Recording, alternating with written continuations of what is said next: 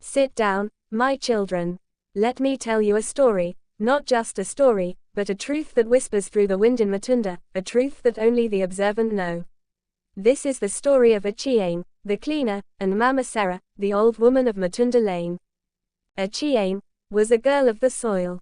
Raised by a blind grandmother in the dusty side of the village, her childhood was nothing but hardship. Her mother had died at birth, and her father, well, the river of life swallowed him early. At the age of 12, Achieng had learned to fetch water, cook, clean, and pray. Not just pray for food, but for a better tomorrow. When she turned 20, she got a job as a cleaner in the wealthy part of the village, the kind of place with paved walkways, electric fences, and silence so rich it could buy peace. She was assigned to clean the house of an old woman, Mama Sarah. Now, Mama Sarah, she was a mystery. People said she once owned half the village, that she had 3 children who left her after they married into money. They said she was cold, cruel even. She never laughed, never spoke to anyone. They called her the ghost of Matunda Lane. And yet, every week, Achieng walked through the creaky iron gate and entered her house. At first, Mama Sarah said nothing to Achieng. She would sit in her worn armchair, a shawl across her shoulders, her eyes sharp like a hawk's. Achieng cleaned in silence, scrubbing the floor, dusting the portraits, sweeping away the cobwebs of neglect. But one rainy Tuesday afternoon, something changed. As Achieng polished the old woman's walking stick, she whispered, "You're the only one who touches that with care." Achieng looked up, surprised. That was the first sentence Mama Sarah had ever spoken to her in 2 months. From that day, a crack formed in the wall between them.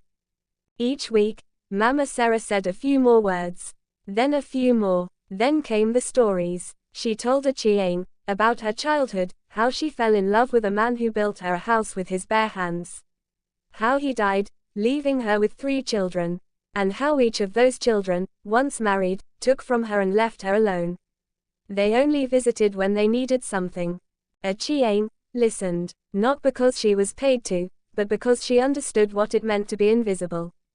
One day, Mama Sarah fell sick.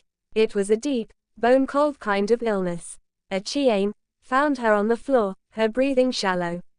She screamed for help, rushed her to the clinic, and stayed with her the whole night. When Mama Sarah was discharged, it was Achieng who washed her, fed her, cleaned her wounds, and sang lullabies she remembered from her grandmother. Mama Sarah's children, they didn't show up. Months passed. The old woman grew weaker, her steps shorter, her words fewer. One evening, she reached for Achieng's hand, and with trembling fingers, placed an old envelope in her palm. "Keep it. Don't open it now," she whispered. "Just promise me something." "Yes, Mama. Promise me you'll never forget who you are, even if the world forgets you."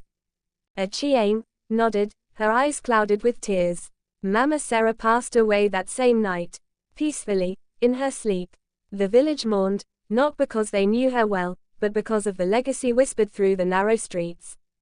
Her children came, oh yes, with long cars and fancy suits. They wore black sunglasses and gave orders at the funeral, pretending to cry behind their pride. But when the will was read, everything changed.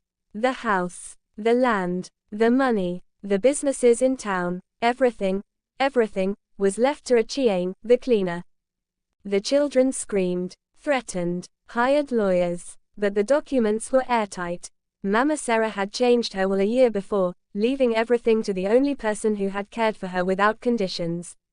Achieng wept, not out of joy, but out of sorrow. She had lost the only mother figure who had seen her worth. But she didn't waste the inheritance. She repaired the house, turned it into a community home for neglected elders. She started a bursary fund for orphans. And every week, she sat under that same magumo tree and told stories to children, just like I'm telling you now. You see, my children, love is not loud. Care is not always dramatic. Sometimes, it's in the way you sweep a floor, in the silence of loyalty, in the presence of someone when they are forgotten by the world. That's how a poor cleaner inherited an empire, by cleaning not just a house, but a heart. And that, my children, is a true story. If you ever pass Matunda Lane and see the tall gates with the words, Mama Serra home, know that behind those gates lives the spirit of love returned.